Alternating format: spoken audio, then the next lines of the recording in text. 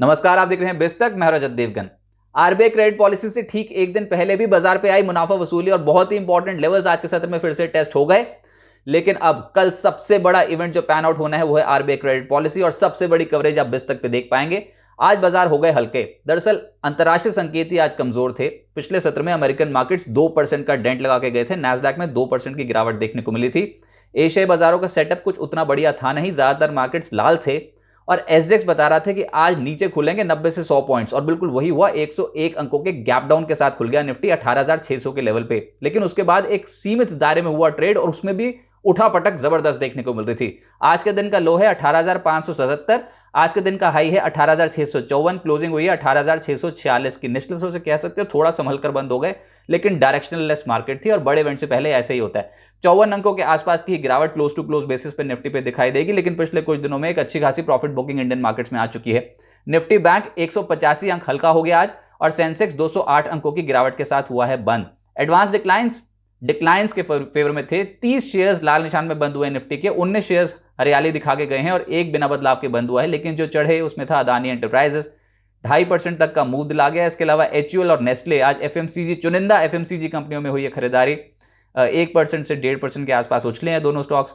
Bajaj auto, UltraTech, ये कुछ ऐसे स्टॉक्स से जो आउटशाइन कर रहे थे और अल्ट्राटेक जाते जाते दिन की ऊंचाइयां छूते छूते बंद हुआ है। निफ्टी लूजर्स में आज पाएंगे आप बीपीसीएल को, स्टॉक टूटा 3%, हिंडाल्को 2.5% टूटा, टाटा स्टील 2.5% टूटा। दरअसल पिछले कुछ दिनों से मेटल्स एज अ पैक बहुत स्मार्टली रिकवर कर रहा था, आज प्रॉफिट बुकिंग दिखाई दे रही थी। डॉक्टर रेड्डीज और यूपीएल जैसे स्टॉक्स, हाल फिलहाल में यूपीएल बहुत अच्छा चला है लेकिन आज प्रॉफिट बुकिंग दिखाई दे रही थी और डॉक्टर रेड्डीज 2.25% के आसपास टूटा है। वायदा कारोबार पे पहले पायदान पे तो आप अदानी एंटरप्राइजेस को ही पाएंगे, 2.5% चढ़ा है। एफएनओ गेनर्स की सूची में सबसे ऊपर श्रीराम ट्रांसपोर्ट फाइनेंस 2.5% चढ़ता हुआ नजर आया। TVS motor, Tata power, LIC housing जैसे स्टॉक्स में एक्शन तेजी की ओर था। लेकिन जो गिरावट थी वायदा कारोबार पे, जहां सबसे ज्यादा डेंट पड़ा है उसमें दो तबके हैं, एक है आईटी और एक है ऑयल मार्केटिंग कंपनीज। आईटी में एलटीआई माइंट्री कल लिस्ट हुआ तो टूटा और आज भी फॉलोअप सेलिंग ही देखने को मिली, 3% से ज्यादा टूटा है। परसिस्टेंट 3% टूटा है, कोफोर्ज 2.5% टूटा है और ऑयल मार्केटिंग कंपनी में हल्के हो गए बीपीसीएल और एचपीसीएल। सेक्टर स्पेसिफिक ढूंढने भी जाएंगे, सबसे स्ट्रॉन्ग ट्रेंड भी देख लेंगे तो आपको एक ही तबका नजर आएगा, वो है सरकारी बैंक्स और उसमें भी छोटे मझौले बैंक्स इतना जबरदस्त उछल कूद मचा रहे हैं और वन वे ट्रैक पर चढ़ते चले जा रहे हैं। आज भी जो नंबर आया उसमें था पीएसबी 20% के अपर सर्किट पे लॉक था ये स्टॉक। यूनियन बैंक 6% चढ़ गया, बैंक ऑफ इंडिया 4% चढ़ा है, UCO bank, IOB, bank of Maharashtra में गेंस मिले आज के सत्र में, तेजी की ओर थे ये। एफएमसीजी आज सामने आए थे फ्रंट फुट पे, जिसमें एचयूएल और नेस्ले लीड कर रहे थे। इसके अलावा Dabur, Procter and Gamble, hygiene and health care और ब्रिटानिया जैसे स्टॉक्स तेज हुए। एनर्जी में Adani transmission, Tata power grid और अदानी ग्रीन का नंबर आया, हरियाली यहां पर देखने को मिल रही थी।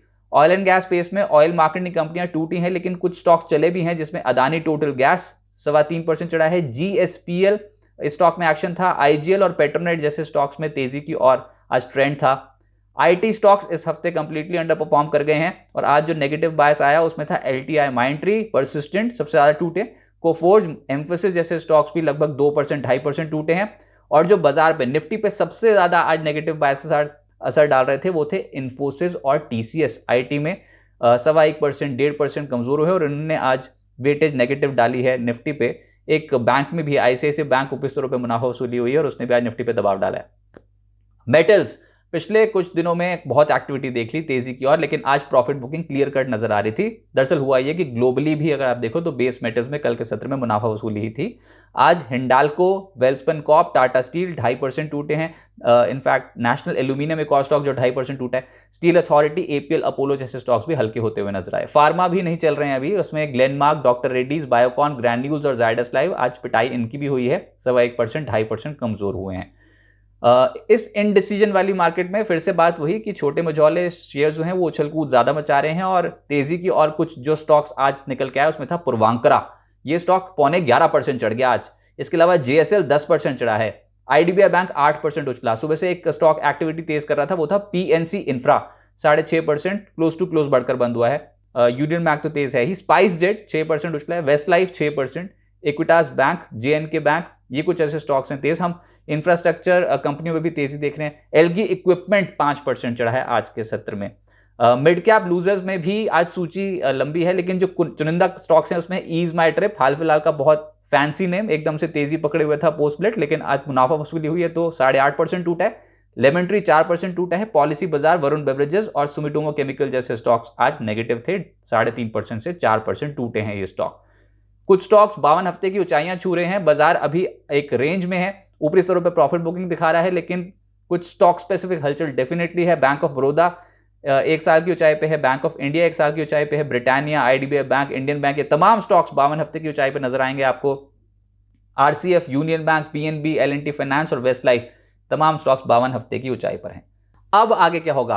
आरबीआई की क्रेडिट पॉलिसी है कल और सबसे बड़ी कवरेज आप दस्तक पे देख पाओगे, लेकिन ज्यादातर जानकार क्या मान के चल रहे हैं कि 35 बेसिस पॉइंट्स का रेट हाइक होगा। जी हां, रेपो रेट 0.35% से बढ़ाया जा सकता है। इससे भी ज्यादा सेंसिटिव बात क्या है, बाजार क्या सुनना चाहता है आरबीआई गवर्नर की कमेंट्री में, वो ये कि क्या यहां पर इंटरेस्ट रेट्स बढ़ने का सिलसिला थोड़ा रुक सकता है, क्या पॉज हो सकता है, क्योंकि पिछले 1 साल में हमने बहुत जबरदस्त तरीके से इंटरेस्ट रेट्स को बढ़ते देखा है।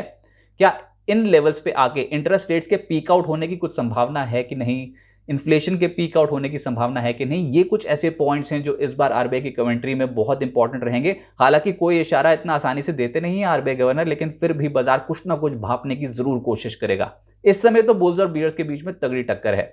ऑप्शंस डेटा ही आपको बता देगा। 18,500 18,600 की पुट्स में खुले सौदे ज्यादा हैं, ऊपर से 18,700 18,800 की कॉल्स में खुले सौदे ज्यादा हैं। तो ये जो कंजेशन है ना, ये बहुत एक नैरो एक बैंड बनता चला जा रहा है निफ्टी पे, तो किसी साइड पे भी मूव आ सकता है और ये मूव हो सकता है कि कल 10 बजे के बाद आना शुरू हो, कुछ डायरेक्शनल हमको लेवल्स आते हुए नजर आए। लेकिन 18,500 18,550 को अभी तक बुल्स ने संभाल के रखा है और ऊपर 18,750 18,800 के लेवल्स को बियर्स ने संभाल के रखा है। तो एक रेंज में फंसते चले जा रहे हैं। ये रेंज ब्रेकआउट हो सकता है, डायरेक्शनल मूव आ सकता है और कल आरबीआई की क्रेडिट पॉलिसी सबसे बड़ा इवेंट होगा। 10 बजे के बाद बाजार पे हलचल एकदम से बढ़ती हुई नजर आएगी।